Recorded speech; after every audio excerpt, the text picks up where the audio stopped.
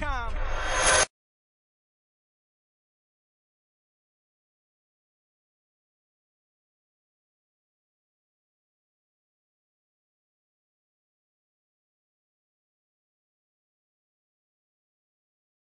Uh, how are you?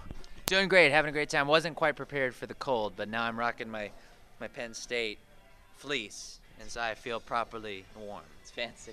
Yeah. Um, Couple things. What got you interested in voice acting? Voice acting found me. I was just acting in general on stage, on camera, and things like that. And I it was an audition that it came to me through my agent, and I went, and they didn't hate it, and they let me stay. Was voice acting always something you wanted to do, or acting in general? Acting in general, voices I would just do for fun. I didn't look at them as any kind of possibility, and it just turned out that hey, that was something that could be done because I have a very weird voice, and I was made fun of for my voice when I was a kid, and so it was great that this came along. You seem very comical during your panels and Oh, such. Were you like that in school, or?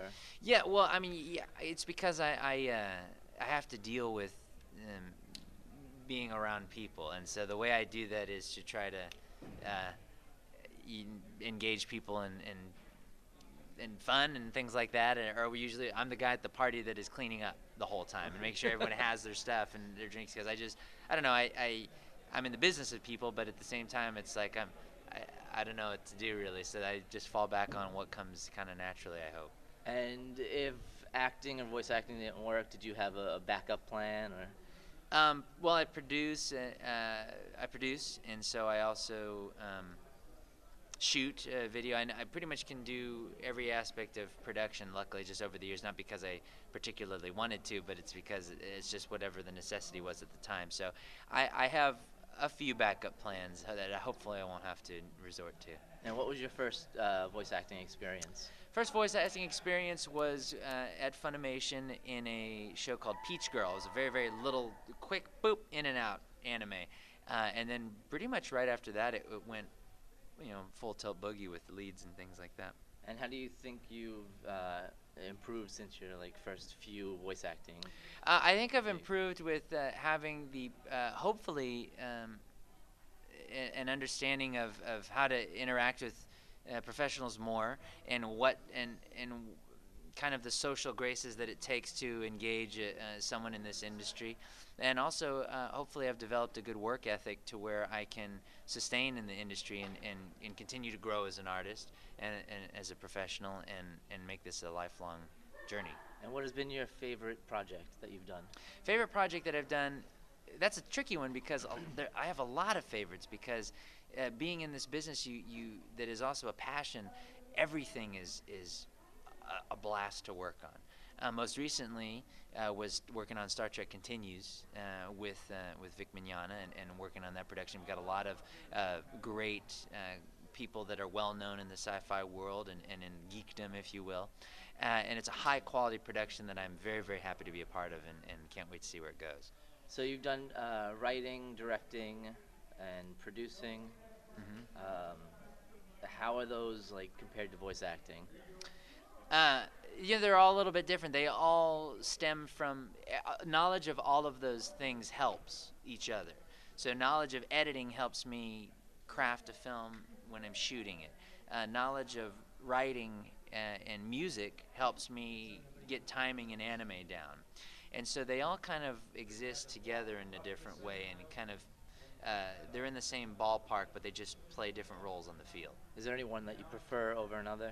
On camera, on camera, behind the mic, just acting in general is my preferred method.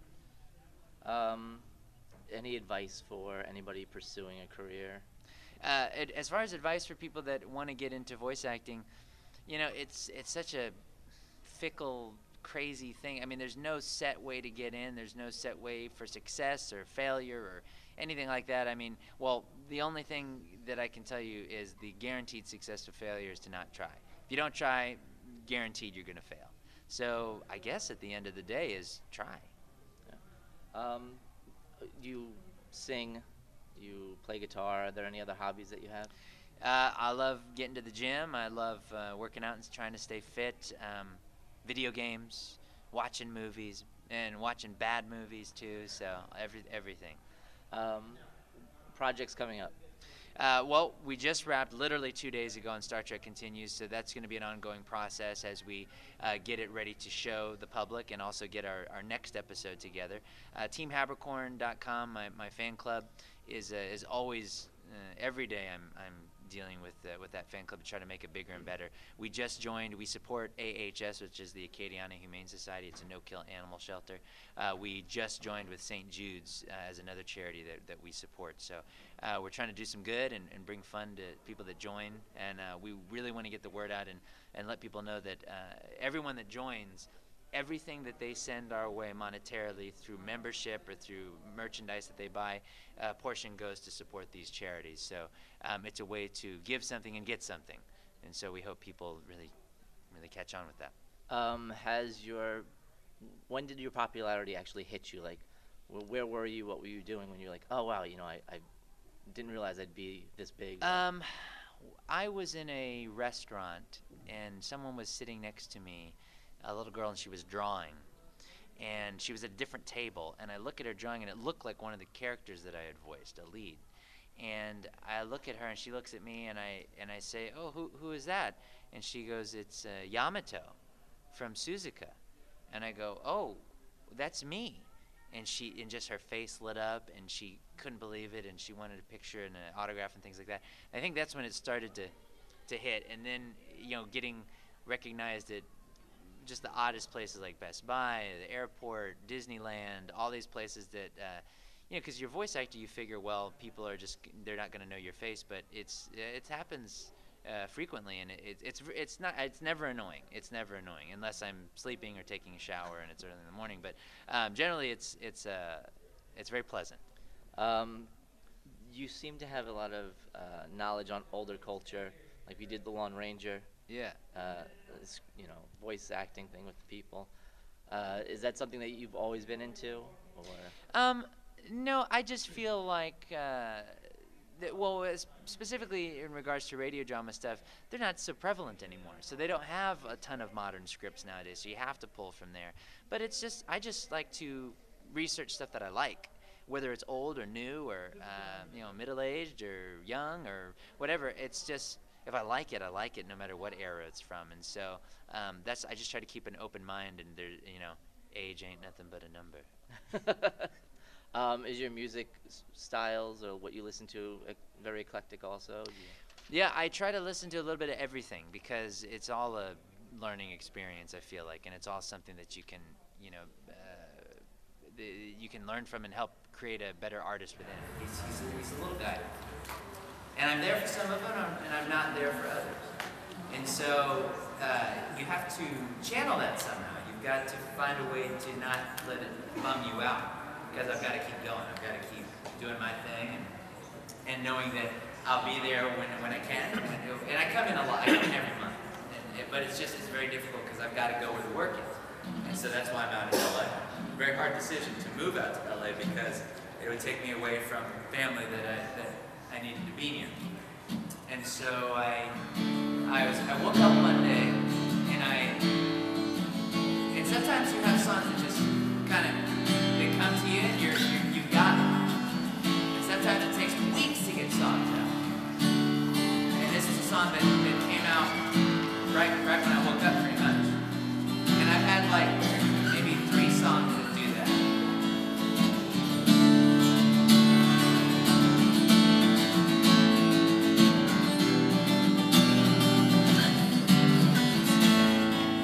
It's the first time for everything.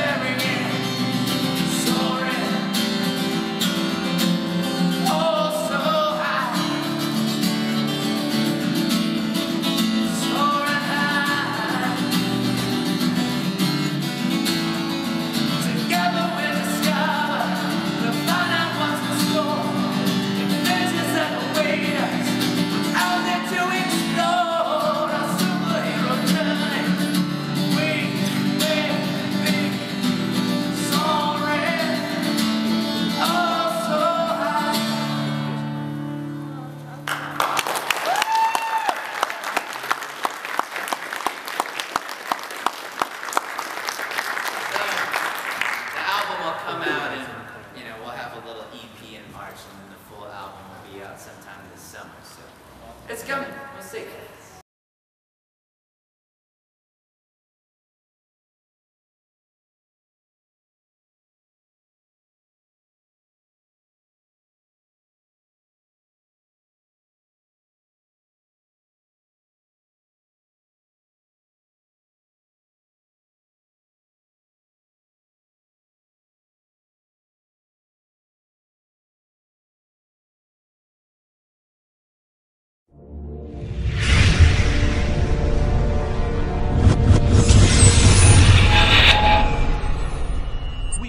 Mag.com.